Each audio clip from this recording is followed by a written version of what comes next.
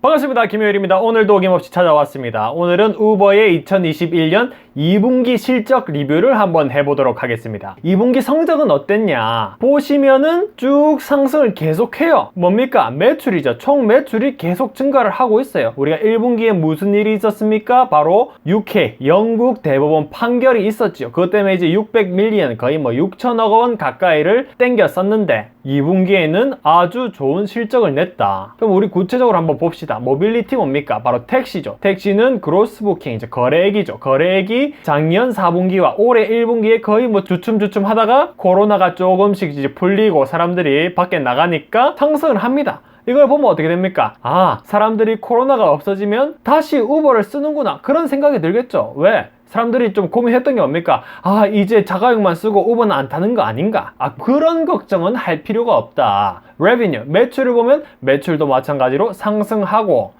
조금 아쉬운 점이 있다면 이 마진이, 원래 사람 태우고 가는 건 마진이 좀 많이 남거든요. 20%가 되는 게 조금 줄어서 이제 18%가 됐다. 여기 보면은 이제 adjusted EBITDA 보면은 이것도 마진이 많이 줄어들었지요. 2,500억 원을 더 투자해가지고 사람들 보고 빨리 나와서 운전 좀 해달라 해서 이제 보너스도 주고 많이 했어요. 그래서 이제 단기적으로 비용이 많이 나갔지만 이 사람들이 계속 거기 네트워크 안에만 있어 준다면은 단기적인 이 비용 자체, 이 트렌드가 계속 유지되지는 않을 것이다. 그리고 또 딜리버리는 어떻습니까? 바로 배달인데, 배달 보시면은 뭐 거래액 쭉쭉 증가합니다. 줄어들지 않았어요. 사람들의 걱정이 뭐였습니까? 우리 밖으로 나가면은 배달 안 시켜 먹을 텐데, 하지만 더 시켜 먹었다. 물론 이제 상승률은 줄어들었지만 그렇다고 사람들이 마이너스, 뒤로 돌아가지는 않는다 이 말입니다. 배달을 한 번 썼는데 더 이상 안 쓴다, 그런 건 아니에요. 조금 덜 쓰긴 하겠지만 코로나가 없어지면 쓰긴 쓴다. 영어로는 뭘 하냐면 스티키, 쫀득쫀득하게 사람들이 한 번 하면은 이 습관에 익숙해져서 계속 배달을 쓰게 된다. 그런 걸로 우리가 해석을 하면 되겠죠. 레비뉴, 매출은 뭐 쭉쭉 상승합니다. 거래액은 그렇게 많이 안 늘었는데 매출 보면 많이 상승을 했죠. 제 생각에는 택시랑 다른 점이 뭐예요? 한국에서 뭐 배민이나 뭐 쿠팡이츠가 하듯이 광고를 할 수가 있죠. 광고 매출이 있습니다. 제 생각에 아마 광고 매출이 점점 늘어가지고 이 마진율이 좋아지지 않았느냐, 뭐 그 생각을 한번 해보고, 이제 adjusted EBITDA 이것도 쭉쭉 상승을 하죠. 물론 마이너스입니다. 마이너스가 줄고 있다. 그러면은 점점 매출과 거래액이 상승한다면은 플러스가 될 수 있을 것 같다는 그런 확신이 들었습니다. 전문가의 예상치는 어땠느냐? EPS가 마이너스인데 플러스 나와가지고 사람들이 돈을 뭐 엄청나게 버는 거야 생각할 수도 있지만 사실 그런 게 아니고, 이번에 뭐 디디 주식 뭐 여러 가지 이제 우버가 가지고 있는 주식들이 상장을 했어요. 상장을 하면서 보너스, 이제 상장을 하면 이제 그게 사람들이 시가를 알 수 있으니까 재무제표 상에서도 원래 우리가 주식 산 것보다 올라가면은 시가로 판정해서 재무제표에 나타내야 되기 때문에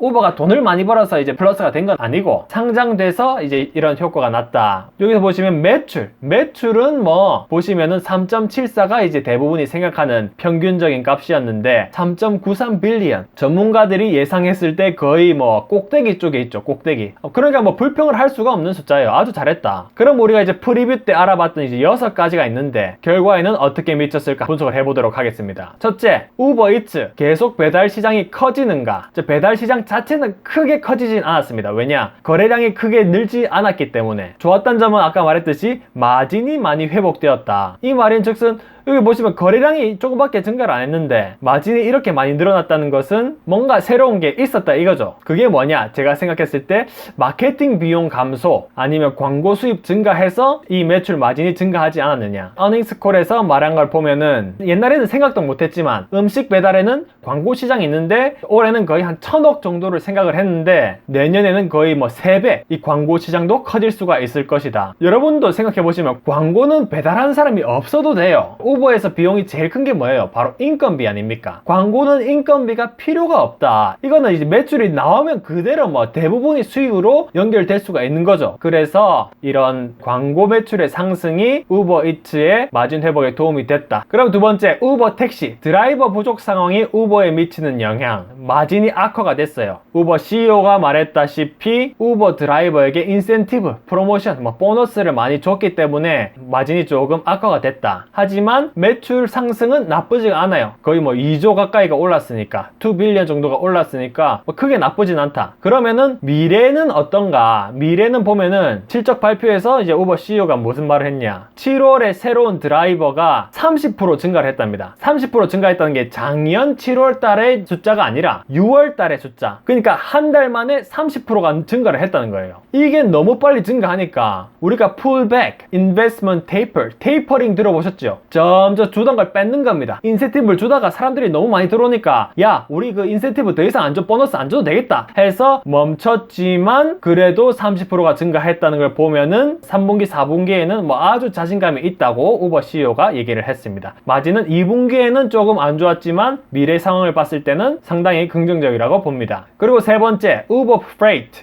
새로운 먹거리가 될 것인가? 작년이랑 비교하면 65%가 상승했어요. 그리고 전분기랑 비교했을 때도 15%가 상승하고 있다. 그리고 트랜스플레이스를 인수를 했기 때문에 이것도 장기적으로 우리가 지금 우버 택시와 우버 배달만 생각하고 있는데 나중에도 시너지 역할을 해서 새로운 파이프라인이 될 것이라고 생각을 하고요. 우버 CEO가 무슨 얘기를 했냐면은 우버 프레이트를 사용하는 사용처를 보니까 50% 규모가 뭐라고요? 식료품과 장보는 그런 우리가 일반 소비재 반 가까이를 차지를 한다. 그 말인 즉슨 장기적으로 봤을 때는 이 시너지도 우리가 예상할 수 있지 않겠느냐. 자, 여기 보시면은 이제 1분기에는 301밀리언이었죠. 이제 2분기에는 348밀리언. 거의 뭐 50밀리언, 500억이 늘었죠. 계속 는다. 상대적으로 우버 택시와 배달에 비해서는 작지만 뭐 잘 크고 있다. 나쁘지 않아요. 충분히 투자를 할 만한 성장을 보이고 있다. 네 번째, 시장 점유율을 유지 상승시킬 수 있는가? 큰 문제 없었어요. 모빌리티, 택시 부문은 여전히 북미 지역 1위, 리프트라는 큰 이제 경쟁자가 있긴 하지만은 여전히 1위를 지키고 있고, 사실 배달 부문은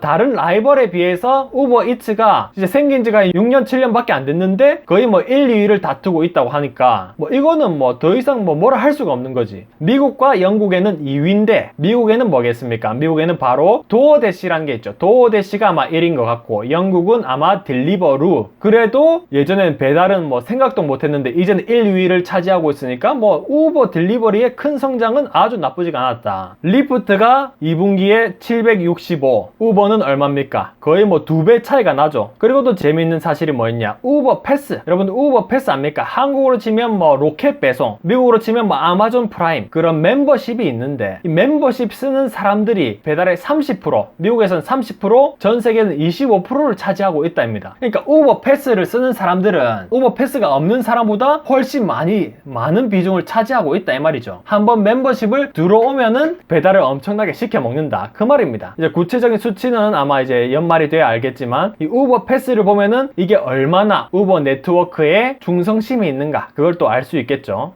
이 수익성이 나아지는가? 요건 조금 애매했습니다. 한번 보십시다. 거의 2,500억 원을 투자해서 드라이버를 이제 땡겨왔는데 그래도 마이너스죠. 마이너스. 드라이버들이 안 나오니까 집에서 뭐 실업수당을 받아서 안 나오는지는 모르겠지만 하여튼 안 나왔어요. 근데 신기한 건 뭐냐? 이 딜리버리. 배달은 꾸준히 상승을 하고 있다. 배달을 보시면은 마진이 쭉쭉 상승하죠. 아직까지 마이너스지만 마이너스가 줄고 있다. 이 점점 배달 시장도 돈 되는 쪽으로 가고 있다. 그런 말씀 드리고 싶고, 이게 사실 우버가 이 코로나 터지고 나서부터 가이던스, 미래에 어떻게 될 것이다 수치를 뭐 제공을 한 적이 없어요. 올해 이제 유일하게 가이던스를 냈어요. 2분기가 500, 마이너스 500밀리언이었는데 우리가 생각하기에 이 트렌드, 줄라이, 7월달 트렌드를 보아하니까 이것만 잘 지키면은 아마도 3분기에는 마이너스 100이나 아니면 조금 나을 수도 있겠다라고 가이던스를 줬습니다. 그러니까 우리가 이제 여기 다시 보시면은 Adjusted EBITDA 요게 계속 마이너스죠. 마이너스 500인데 요게 어떻게 됩니까? 마이너스 500이 마이너스 100 아니면 100보다 나아질 수 있다는 거를 아예 그냥 PPT에 올렸어요. 그만큼 자신 있다는 거라고 저는 느꼈습니다. 그러니까 우버가 봤을 때 미래는 긍정적이다.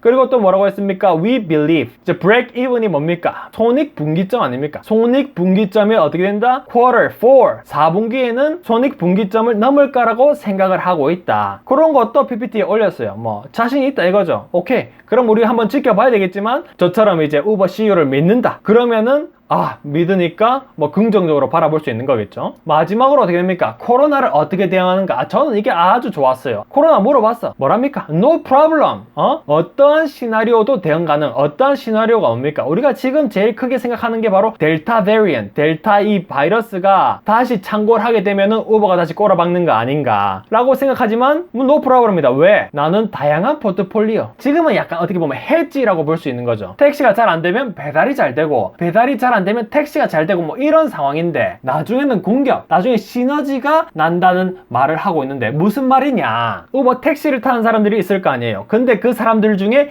20%가 어디서 왔다? 바깥에서 뭐 새로운 사람들이 아니었어요. 바로 우버의 배달 서비스를 사용하는 사람들이 그냥 똑같은 어플을 쓰니까 그럼 난 우버 택시 한번 사용해 볼래 하고 우버 택시를 탔다고 합니다. 나중에는 어떻게 된다? 우버 배달, 우버 이츠를 쓰는 사람들이 우버 택시를 탈 거고, 우버 택시를 타는 사람들이 우버 배달을 시키면 이 시너지 효과가 아주 강할 것이다. 그렇게 말을 했죠. 뭐 충분히 만족할 만한 얘기였다고 생각합니다. 그럼 결론은 어떤가? 제 결론은 성장은 좋았습니다. 아주 좋았어요. 지금까지 잘했어요. 왜? 드라이버도 잘 챙겼어. 사람들 보너스 주고 해서 이제는 뭐 사람들이 충분하다고 합니다. 7월부터는. 그러면 이제는 어떻게 해야 돼요? 돈을 벌어야 할 때죠. 우버가 이제 말한 거는 Adjusted EBITDA 넘버로 수익을 낼 거라고 작년부터 약속을 했어요. 그거를 우리가 한번 지켜봐야 될 것이고, 잘 한다면은 우버 CEO를 신뢰를 할 수 있을 것 같습니다. 여러분들의 생각도 댓글로 남겨주시면 좋을 것 같습니다. 오늘은 여기까지고요. 다음에는 조금 더 구체적인 내용으로 한번 리뷰를 해보도록 하겠습니다. 감사합니다.